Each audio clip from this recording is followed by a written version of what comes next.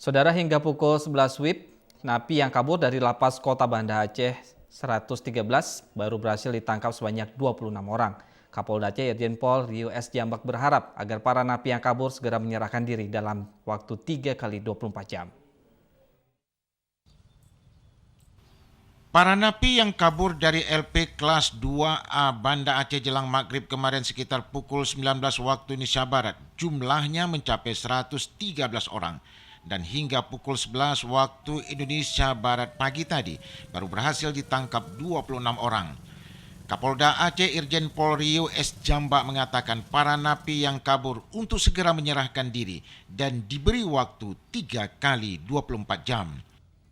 Saya selaku Kapolda dan jajaran Polda dan juga tentunya dari LP sendiri berharap para warga binaan ini bisa segera menyerahkan diri.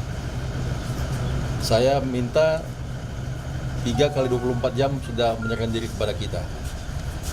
Kita berharap ini bisa berlangsung dengan baik, juga berharap kepada keluarga dari para warga binaan ini ataupun saudaranya untuk bisa diantarkan kepada kami.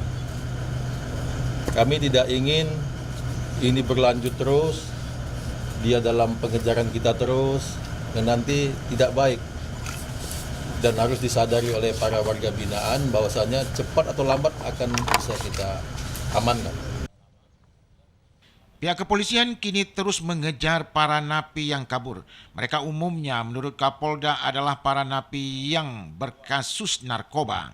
Para napi ini keluar dari lembaga pemasyarakatan kelas 2A Banda Aceh dengan menjebol jendela dalam ruangan kerja pegawai dan merusak teralis. Menurut Kapolresta Banda Aceh Kombes Pol Trisno Rianto, ketika menyinggung jumlah anggota polisi yang bertugas di LP kelas 2A Banda Aceh, mengakui kini memang tidak ada lagi anggota Polri yang bertugas. Mereka hanya melakukan patroli. Kini dengan kasus larinya para napi, maka pihak kepolisian mengerahkan 1 SST Brimob dan 1 regu anggota Sabara di samping unsur lainnya termasuk jajaran Polsek sekitar. Tim Liputan TVRI Aceh melaporkan.